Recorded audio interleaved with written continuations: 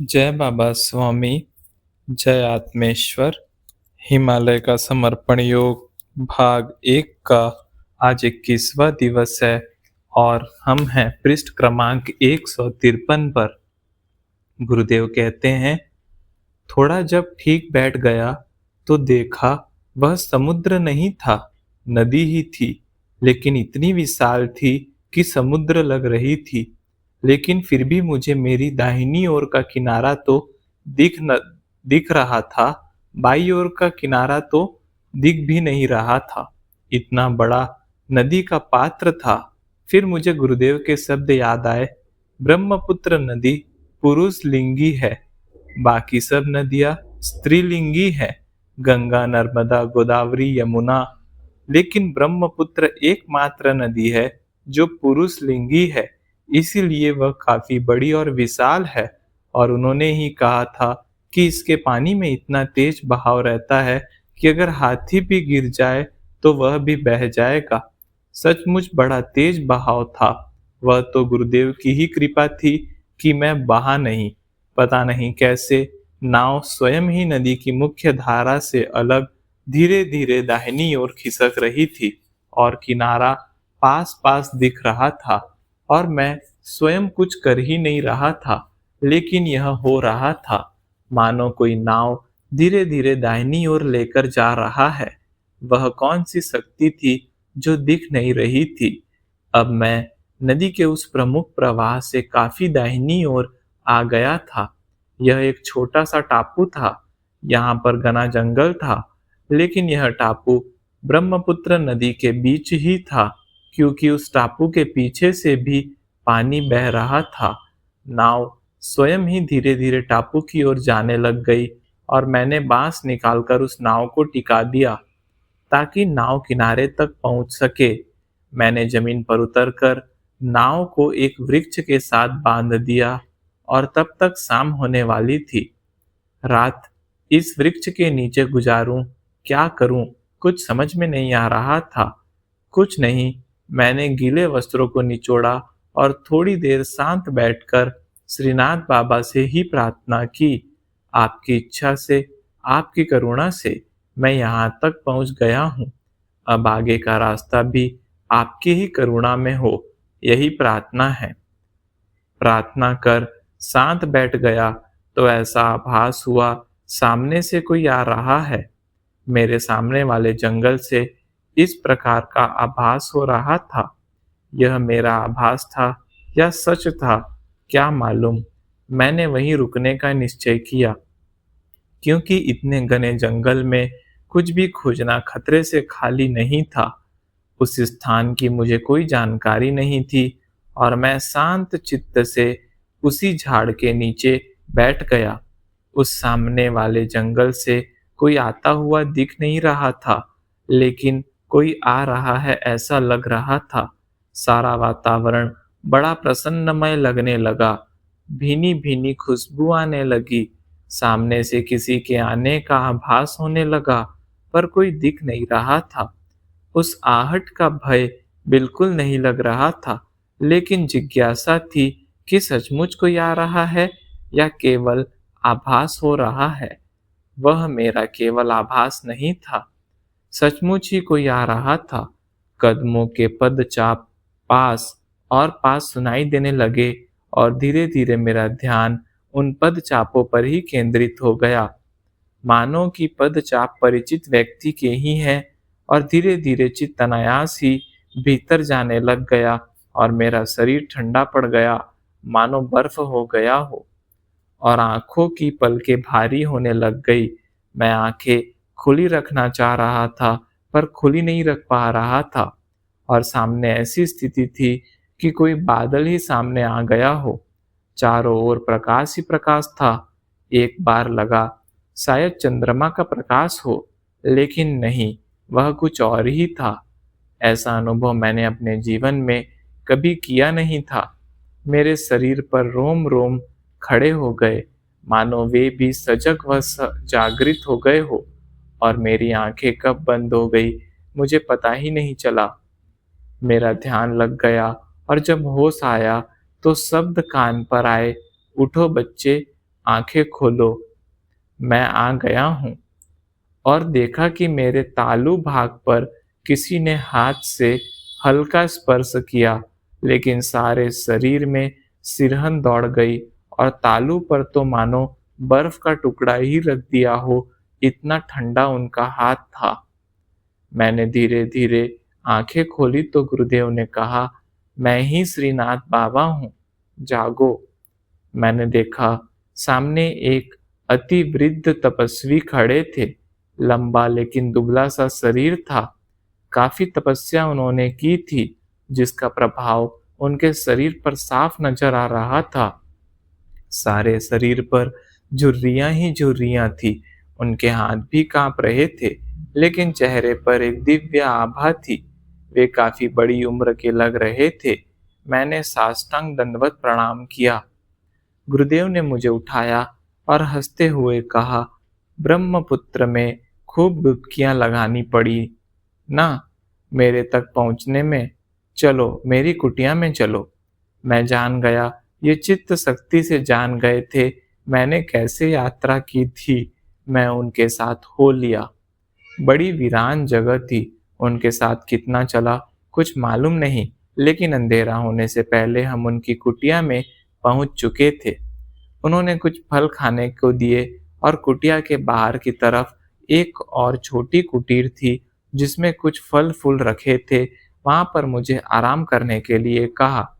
उन्होंने कहा, तुम काफी थक गए होगे, सो जाओ, विश्राम कर लो, कल सुबह बात करेंगे। मैं इतना थक गया था कि मुझे नींद कब लग गई पता ही नहीं चला। सुबह जब नींद खुली तो मैं उठकर बैठ गया। थोड़ी देर तक तो यह समझ में नहीं आ रहा था मैं कहाँ हूँ और किसके साथ हूँ, किस आश्रम में हूँ। फिर धीरे धीरे याद आया, गुरुदेव ने मुझे नाव में बिठाया था। मैं ब्रह्मपुत्र नदी के किनारे पर पहुंचा था। वहां श्रीनाथ बाबा मिले थे। वे मुझे अपनी कुटीर में ले आए थे। हाँ, यानी मैं अब उनकी कुटीर में हूँ। थोड़ी देर बाद मैं कुटीर के बाहर आकर बैठ गया। आसपास देखा तो बड़ा घना जंगल था। थोड़ी ऊंची पहाड़ी नुमा जगह थी। यह जगह ब्रह्मपुत्र नदी के बीचों बीच ही थी और इस टापू पर शायद गुरुदेव अकेले ही रहते थे, क्योंकि वहां और कोई दिख नहीं रहा था। थोड़ी देर बाद देखा तो गुरुदेव नदी से नहाकर आ रहे थे। मैंने उन्हें देखा और नमस्कार किया। उन्होंने कहा, जाओ स्नान करके आओ। मैंने मेरी लुंगी को देखा, जो रात भर में सूख गई थी। मेरा झोला भी सूख गया था और अन्य कपड़े भी रात भर में सूख गए थे। वह लुंगी ही मेरा तौलिया थी। वह लेकर मैं नदी पर चला गया। नीचे नदी किनारा था, जो अधिक गहरा नहीं था। उस स्थान के पास बहुत बड़े बड़े पत्थर पड़े थे। उससे नदी का प्रवाह थोड़ा धीमा होकर आ रहा था। मेरी नाव अभी भी बंद ही पड़ी थी। मैंने बड़े अपनेपन से नाव को देखा। वह सफर में मेरी साथी थी। बाद में ब्रह्मपुत्र नदी में स्नान किया। इस ब्रह्मपुत्र नदी को क्यों पुल्लिंग नदी कहते हैं, उसका एहसास हो रहा था। बहुत बड़ा समुद्र के समान उसका पात्र था। मैं स्नान करके थोड़ी देर एक बड़े पत्थर पर बैठा रहा। वहां एक एक झाड़ पर, एक एक पत्थर पर गुरुदेव के चैतन्य का प्रभाव साफ दिखाई दे रहा था। मैं वापस कुटीर गया। गुरुदेव ने कहा, थोड़े फल आदि खा लो, बाद में बातें करते हैं। थोड़ा फलाहार किया। बाद में गुरुदेव ने कहा, मेरा नाम श्रीनाथ बाबा है। मैं इस टापू पर अकेला ही रहता हूँ और सालों से यहीं पर तपस्या कर रहा हूँ। यहाँ पर आने वाले तुम पहले ही व्यक्ति हो।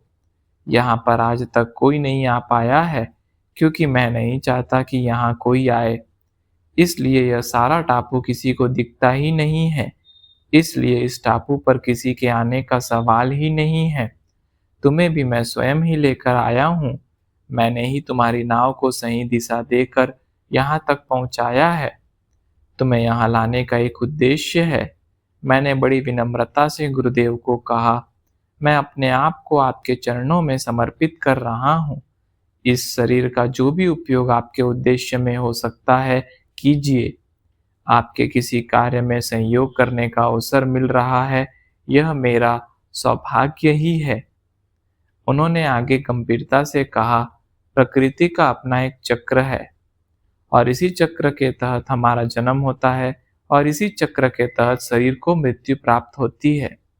प्रकृति के इस चक्र का सम्मान प्रत्येक आत्मा को करना ही चाहिए और इसी चक्र का सम्मान मैं भी करना चाहता हूँ। मैं देह त्याग करना चाहता हूँ और मेरे देह त्याग करने के बाद इस देह का अंतिम संस्कार तुम्हारे हाथों से ही हो, यही मेरी अंतिम इच्छा है। मैं चाहता हूँ मेरे समाधिस्थ होने के बाद मेरा दाह संस्कार तुम्हारे हाथों से हो, ताकि मुझे मोक्ष प्राप्त हो सके। दाह संस्कार करने का कर्तव्य पुत्र का ही होता है। मेरा कोई पुत्र नहीं है, मैं तुम्हें ही मानस पुत्र के समान स्वीकार करता हूँ। और जिस प्रकार एक पुत्र को पिता की सारी संपत्ति मिल जाती है, मैं भी मेरे प्राप्त ज्ञान की ऐसी धरोहर को तुम्हें सौंपना चाहता हूँ। इन अप्रत्याशित बातों से मैं अचंभित हो गया। मैंने अपना भय व्यक्त करते हुए कहा, गुरुदेव, मैंने अकेले कभी किसी का दाह संस्कार नहीं किया है, मुझे उसकी विधि भी नहीं आती है। उन्होंने कहा, उसकी चिंता मत करो, वह सब मैं करा लूंगा। तुम्हें नाव चलाना कहाँ आता था, फिर भी यहाँ तक पहुँच ही गए हो ना। बस ऐसे ही दाह संस्कार भी मैं करा लूंगा। मेरे गुरुदेव ने भी मुझे यहाँ इस प्रकार से बुलाया था और ठीक ऐसे ही उन्होंने मुझे ज्ञान दिया था और मुझे पुत्र बनाकर मुझे मृत्यु के बाद दाह संस्कार करने के लिए कहा था और बाद में वह ज्ञान तुम्हारे तक पहुँचाना ही उनका उद्देश्य था। मैं तो मेरे गुरु का एकमात्र माध्यम हूँ। यह आत्मज्ञान का क्षेत्र बड़ा विशाल है, इसके लिए एक जन्म कम पड़ता है। एक जन्म में इसे प्राप्त नहीं किया जा सकता है और अगर एक जन्म में मिला तो गुरु की कृपा में ही होगा। लेकिन केवल गुरु कृपा में पाना एक अलग बात है और उसे पाने के लिए सुपात्र होना एक अलग स्थिति है। मनुष्य कर्म के बंधन में बंधा रहता है। यह कर्म भाव शरीर से जुड़ा होता है। सदैव देना गुरु का स्वभाव है। इस पवित्र ब्रह्मपुत्र जैसा स्वभाव गुरु का होता है। वे जो आएगा, इस पवित्र ब्रह्मपुत्र जैसा स्वभाव गुरु का होता है। वे जो आएगा उसे देंगे। जिस प्रकार इस ब्रह्मपुत्र नदी के किनारे पर जो भी मनुष्य आएगा, यह नदी उसकी प्यास बुझाएगी। फिर नदी पर आने वाला व्यक्ति कोई मुनि हो, तपस्वी हो या चोर हो, यह नदी दोनों की प्यास बुझाएगी, क्योंकि जो किनारे पर आया उसकी प्यास बुझाना इसका स्वभाव बन गया है। वह यह कार्य निःशुल्क करती है और एक समान रूप से करती है। परमात्मा की ये दो विशेषताएं हैं। वह सबको समान प्रेम करता है, सब पर समान करुणा करता है, कोई भेदभाव नहीं करता है। परमात्मा सबके लिए उपलब्ध होता है जो उसे मिलने के लिए तैयार है। हाँ, कोई नास्तिक परमात्मा को नहीं मानता तो भी परमात्मा उसे भी उतना ही प्रेम करता है। परमात्मा की करुणा में थोड़ी सी भी कमी नहीं आती है। इसलिए परमात्मा के जगत में आस्तिक भी आराम से रहते हैं, नास्तिक भी आराम से रहते हैं। परमात्मा दोनों के लिए समान है। इस प्रकार परमात्मा की दो विशेषताएं हैं, एक तो निःशुल्क है और दूसरा समान है। इसी प्रकार गुरु अपने अस्तित्व को ही ध्यान में समाप्त कर देते हैं और स्वयं प्रकृतिमय हो जाते हैं, तो जो प्रकृति की विशेषताएं हैं वे उनमें आ जाती हैं। वे भी अपना ज्ञान निःशुल्क प्रदान करते हैं और सबको समान प्रदान करते हैं, ठीक इस नदी के समान होते हैं। अब समझो, मुझे पूर्व जन्म के अच्छे कर्मों के कारण किसी मनुष्य को किसी गुरु का सानिध्य प्राप्त हो जाए तो गुरु अपने स्वभाव के अनुसार उसे ज्ञान प्रदान कर ही देंगे। वे यह नहीं देखेंगे कि वह मनुष्य योग्य है या नहीं है, और अब इस मनुष्य के ऊपर है कि यह इस ज्ञान का लाभ कब लेगा। और इस मनुष्य के भीतर आत्मज्ञान भरा हुआ है। उस आत्मज्ञान के अनुसार ही आचरण करना, उस प्राप्त ज्ञान को मानना, फिर यह उस मनुष्य का निजी मामला है। आप यह आचरण का कार्य इसी जन्म में करो, यह भी आवश्यक नहीं है। हो सकता है इस आत्मा के अनुसार आचरण मनुष्य अपने अगले जन्म में करे या और उसके अगले जन्म में करे, क्योंकि मैं का अस्तित्व प्रत्येक मनुष्य का निजी मामला है। वह जब तक इस मैं के अस्तित्व को छोड़ेगा नहीं, तब तक आत्मज्ञान का अंकुर फूटेगा ही नहीं, और अंकुर ही फूटेगा नहीं तो आत्मज्ञान का वृक्ष बनने का प्रश्न ही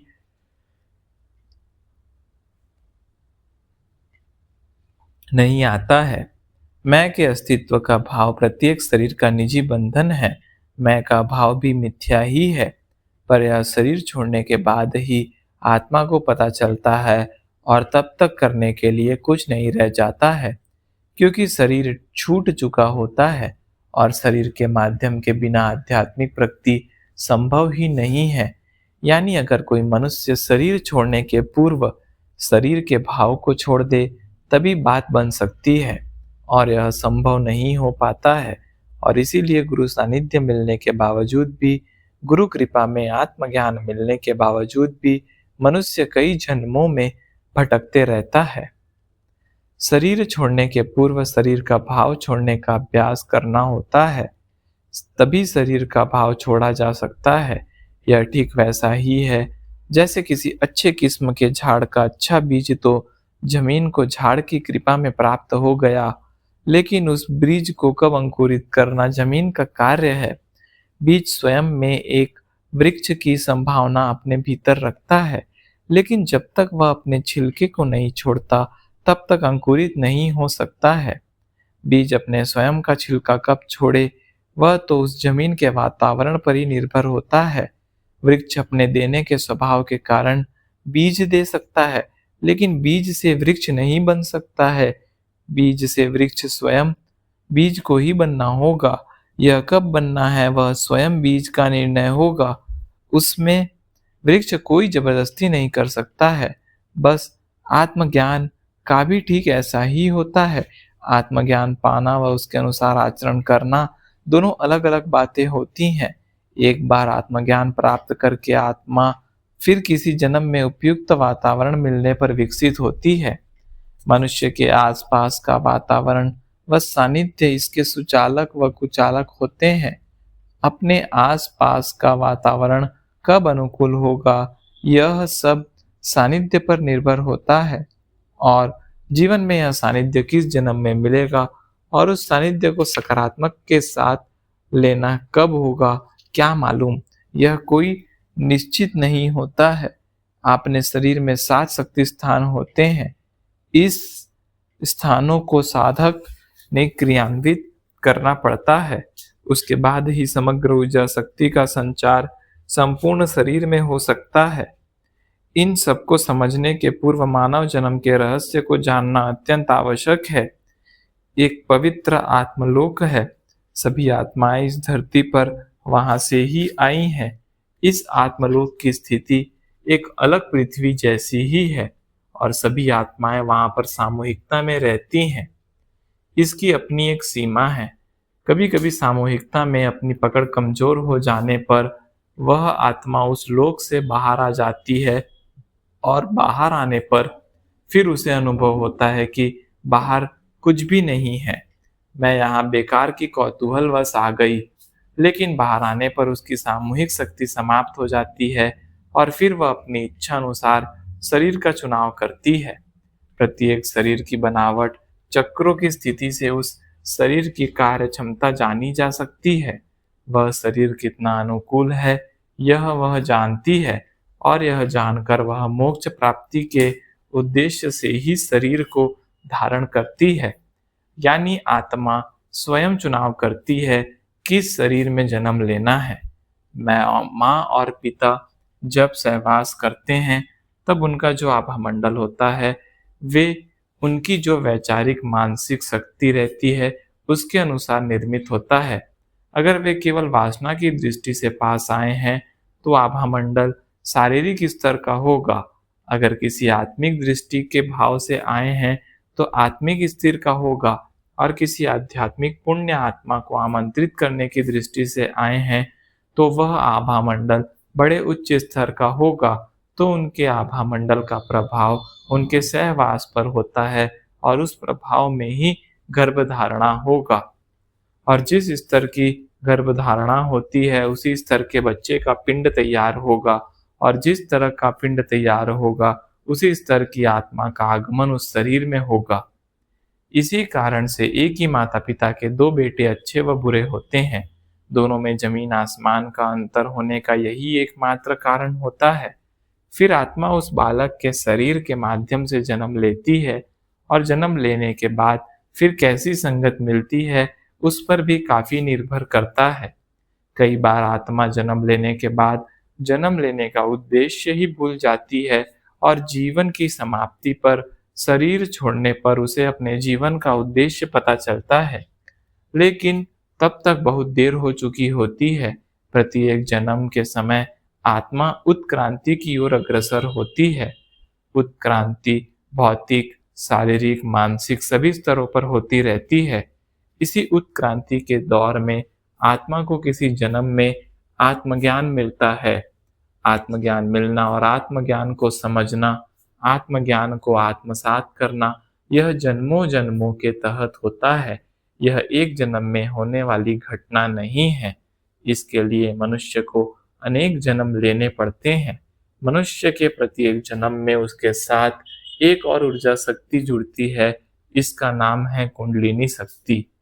इसमें आत्मा के प्रत्येक जन्म का लेखा जोखा होता है, और इसके अनुसार ही आत्मा प्रत्येक जन्म में उत्क्रांति की ओर अग्रसर होती रहती है। यह कुंडलिनी शक्ति प्रत्येक जन्म में आत्मा के साथ शरीर में आती है और मृत्यु के समय शरीर से जाती है। यही वह शक्ति है जिसके सहारे आत्मा अपनी आत्मिक प्रगति कर सकती है। जय बाबा स्वामी, जय आत्मेश्वर।